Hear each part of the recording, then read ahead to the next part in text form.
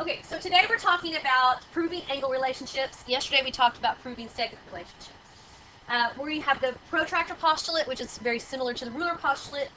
We don't use it a lot, but basically it says if you were to measure an angle, it has a distinct measurement. Okay, like if I were to put this along the 0, the other ray is going to equal 1 degree measure. Even though there's 2 there, one of the numbers represents the angle measure. The other one represents its linear pair. Okay, so we're going to talk about the angle addition postulate, which is a lot like the segment addition postulate. You remember the segment addition postulate? If B is between A and C, then I can say AB plus BC equals AC, right? Well, the angle addition postulate basically the same thing. If D is in the interior of an angle, angle ABC, then the measure of angle ABD plus the measure of angle DBC equals the measure of angle ABC. So basically, if you have a pair of adjacent angles, you can add them together and it's equal to the entire angle. So that's angle addition postulate, just like the segment addition postulate, except it's angles. Now, the supplement theorem. This is one we use quite a bit. Okay, you might want to put a little star by it. Basically, it says that if 2 angles form a linear pair, then they are supplementary angles. And so a lot of you, when you look at this, you say they add together to equal 180. That's true, okay? But technically, if you see a linear pair, you should first of all say, okay, these are supplementary.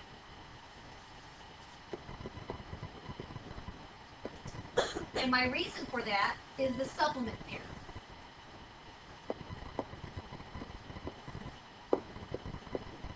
Then, because of that, we can say they add together to equal 180.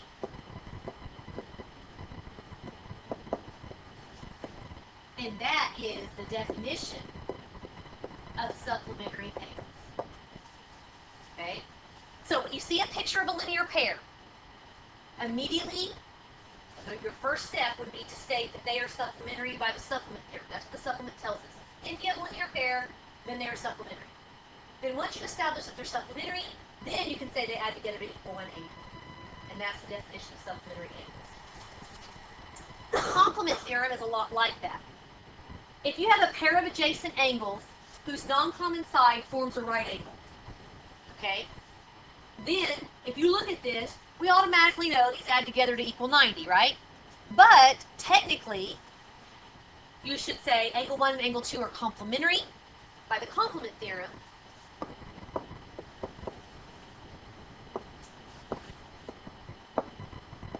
And because they're complementary, what's true about them? They equal 90 degrees.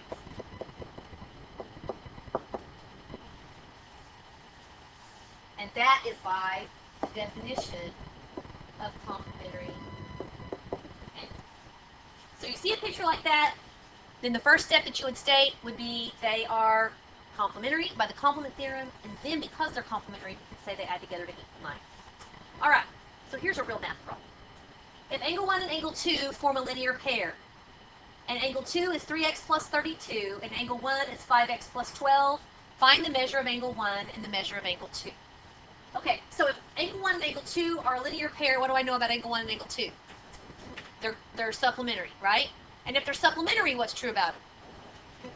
They add together to equal 180. So I'm going to add these two angles, 5x plus 12 plus 3x plus 32, and they're going to equal 180. So we end up with 8x plus 44 equals 180. Subtract 44 from both sides. That ends up being 136. And then divide both sides by 8. X ends up being 17. Is that my answer? No. Guess what? It's going to be in the multiple choice, won't it? Huh? What do we got to go back and do? Okay. So we can take the measure of angle 1 and we can replace, so we have 5 times 17 plus 12. What is 5 times 17 plus 12? It is, what is it? 65? Didn't sound right. 17 times 5 plus 12, 97. So the measure of angle 1 is 97 degrees. What am I going to do to find the measure of angle 2?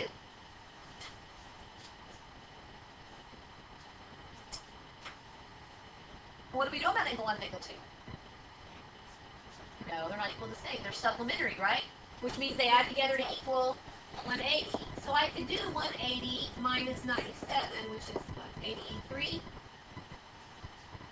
I could also go into angle 2 and replace x, couldn't I? I could do that too. So either way.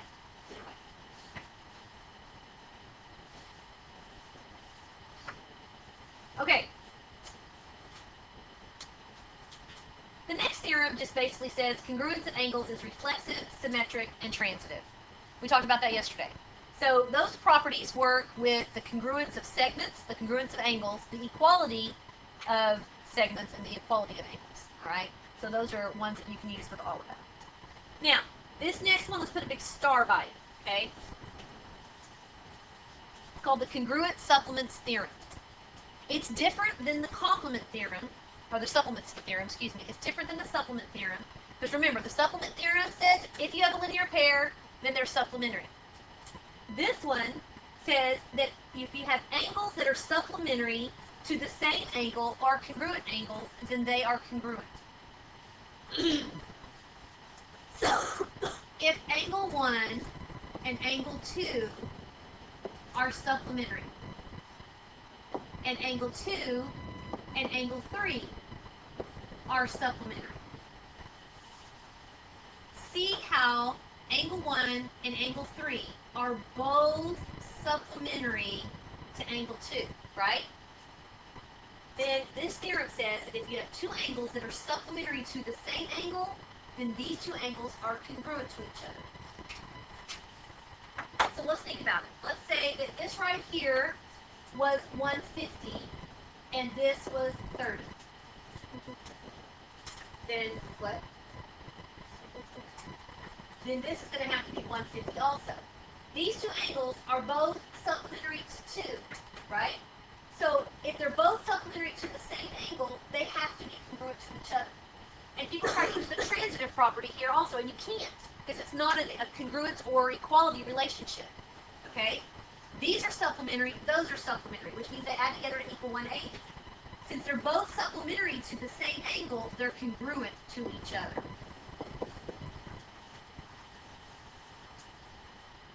The congruent complements theorem, basically the same idea. If angle 1 and angle 2 are complementary, and angle 2 and angle 3 are complementary. Again, angle 1 and angle 3 are both complementary to the same angle. Okay, and so if they're both complementary to the same angle, they're going to have to be congruent to each other.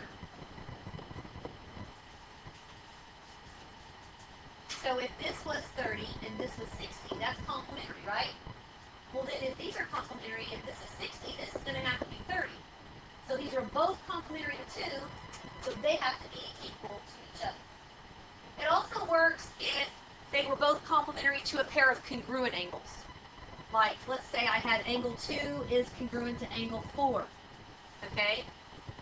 If 1 was congruent to 2 and 4 was congruent, if 1 was complementary to 2 and 4 was complementary to 3, same situation would happen because these two angles are congruent to each other. Okay. Now, what this is, it is a proof of the vertical angles theorem. Okay, remember every theorem has a proof. It has a proof to back it up. So we are actually going to prove the vertical angles theorem. Because we are told that 1 and 2 are a linear pair. We are told that 2 and 3 are a linear pair. I want to prove that 1 and 3 are congruent. And you guys already know that it is because they're vertical, yes? Okay, but why? Why is this true? Okay, so that's what we're going to show.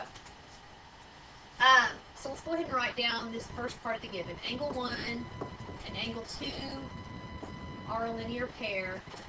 Angle 2 and angle 3 are a linear pair, and that is given to you. Okay, so since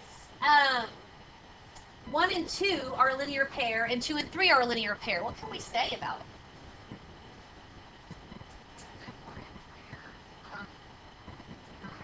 Not quite. Well, but why? If they're a linear pair, what can you say about them? That they're supplementary, right? Okay, so if they're a linear pair, we can say that they're supplementary. All right, we can't say that they're 180 yet, but we can say that they're supplementary. So I could then say that angle 1 and angle 2 are supplementary, and I could say angle 2 and angle 3 are supplementary. And what's the reason for that? The supplement theory. Okay. Now, 1 and 2 are supplementary. 2 and 3 are supplementary. What am I going to say next? You could do that. You could say that they equaled 180. So you may think of anything else we could say. 1's congruent to 3, right? Why is that? When I told you to put it. Angle 1 is congruent to angle 3, and it's by the congruent supplement theorem. Because angle 1 and angle 3 are both supplementary to the same angle. And if they're both supplementary to the same angle, they're congruent to each other. Does everybody see that? Okay.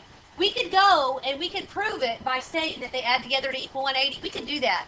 It's just a few more steps. Okay, and I can show you that if you want me to. Let me show you. Huh? No? Okay. If you're interested. It might make more sense to you. Okay. So what we did is prove the vertical angle theorem. So anytime you have vertical angles, in this case, angle 1 is congruent to angle 3, and angle 4 is congruent to angle 2. Okay.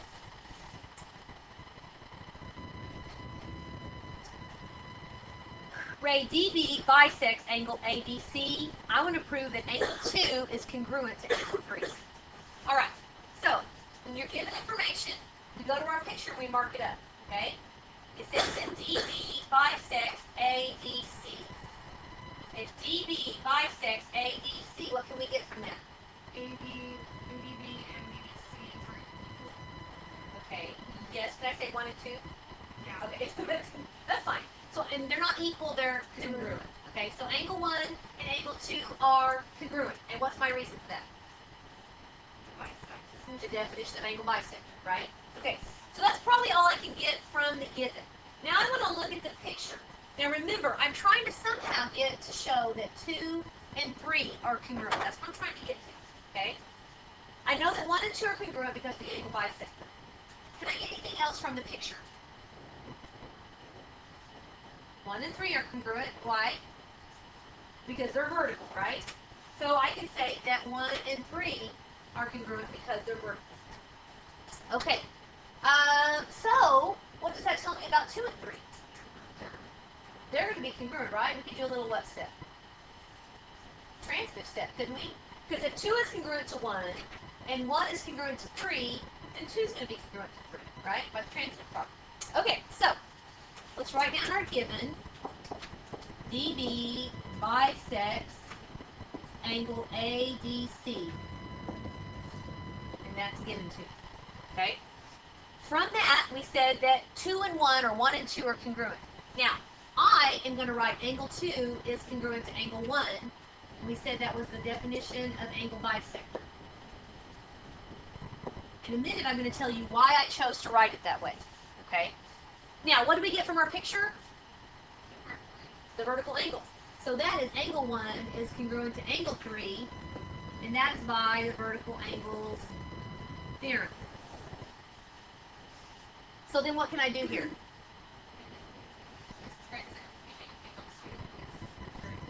Angle 2 is congruent to angle 3, and that is by the transitive property. Can anybody tell me why I wrote 2 congruent to 1 instead of 1 congruent to 2? I would have to have done an extra step of symmetry, right? If I hadn't to make the transitive connection. So that's why I wrote it that way. Good. Okay, couple of theorems that you need to be familiar with. The first one says perpendicular lines intersect to form 4 right angles. Well, we kind of knew that already, right? I think it says perpendicular lines intersect to form a right angle, but actually, when they intersect, they form 4 right angles, yes? Because vertical angles are congruent, and then we've got linear pairs going on, so we get 4 right angles if perpendicular lines intersect. This next one is important, okay? If you're told that angle 1 and angle 2 are right angles, what do you know about them? Yeah, but really, if you're told that two things are right, what's the first thing that comes to your mind? They both are. You don't think they're both congruent. If I say that this angle is a right angle, that they're 90 degrees, right? So since both of these angles are 90 degrees, they have the same measure, right? And since they have the same measure, they are congruent. Okay? So this allows us that if you're told that two angles are right, you can just automatically say they're congruent without having to worry about the fact they measure 90 degrees. Okay? Perpendicular lines form congruent adjacent angles. Is that true? Perpendicular lines form congruent adjacent angles. Well, adjacents are the two that are next to each other. And we know that perpendicular lines form a right angle, right? 4 right angles. These are both right, they're congruent. So perpendicular lines form congruent adjacent angles. If two angles are congruent and supplementary, then each angle is a right angle. Okay, let's think about that. What does it mean to be congruent? Equal measures, right? Okay, what does it mean to be supplementary?